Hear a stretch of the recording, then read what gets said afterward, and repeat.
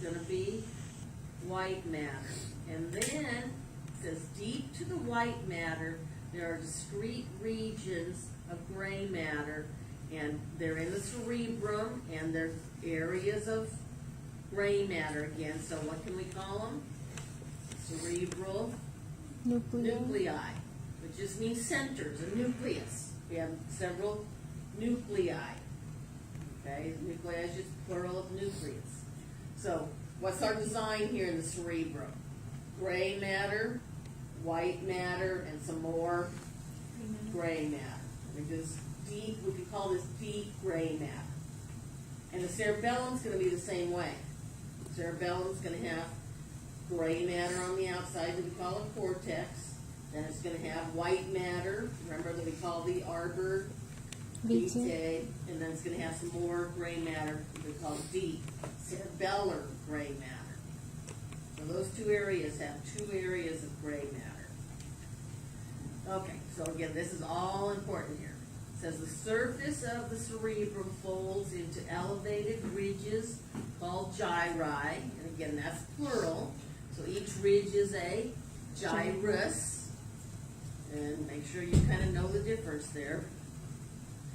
Okay, it says adjacent to gyri, we have shallow grooves called sulci. Each one is a sulcus. Then we have a couple deeper grooves, and there's really just 2 that you're learning. What's the deep groove between the 2 hemispheres? The longitudinal fissure. And the deep groove between the cerebrum and cerebellum is the transverse, or sometimes we call it horizontal fissure. Yeah. So those are deeper grooves.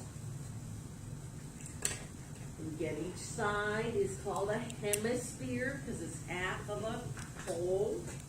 So we can also call them lateral hemispheres because they're on the side. So you would have your right lateral and your left lateral. Yeah, I had a question about that. Actually, that's throwing me off when we're doing the assignment on the brain, and it said lateral hemisphere of the cerebellum. Yeah, same thing on the cerebellum. Each side you could call a lateral hemisphere. Oh, okay. It just means they're on the sides. Either or? Yeah, I mean right and left. Yeah. Okay. Yeah.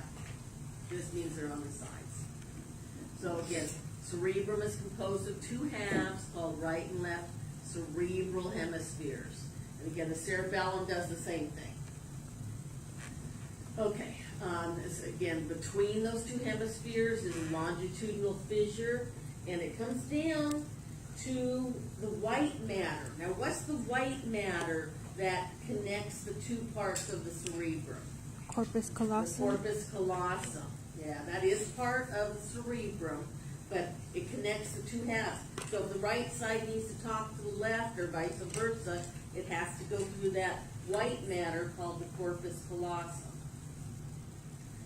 Okay.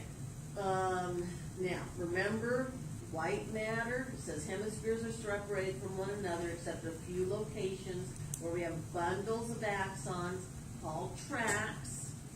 So in the CNS, when we have a bundle, we call it tract.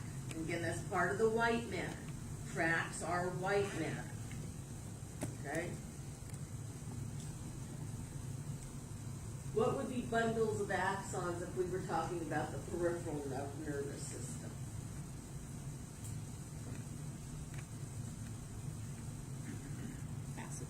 You guys know this from the last chapter. That's why it's so important. Oh, the that myelin first sheath? chapter. Or no? Huh? The myelin sheath? No? Bundles or... Think about it. You guys know this. It's a real general term. What are areas of white matter or myelinated axons, that places for travel out in your peripheral nervous system? Our nerves? Nerves. I'm like, Yeah, nerves. the whole system's about his nerves? Yeah, nerves. Okay. Yeah, exactly. All the information that goes in and out Through the nerve. begins in their peripheral nervous system. Nerves. So, again, we did this last week, and I know, there's a lot of information here, guys, but I really, honestly, go back to that first chapter until you know that first chapter in and out. How did And you... that's the one that all this depends on. That's, you don't do anything else this weekend. It's Monday, isn't it? Why am I saying this weekend? This week, let me just say this week, if you don't do anything else, really learn that first chapter, okay? Because these terms that we're gonna use, if you don't know them, you know, you can't build on You're gonna be lost. it. Yeah.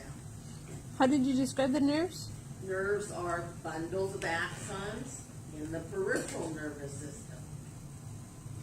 There was a little chart that we went through in that chapter, and we looked at this term called tract.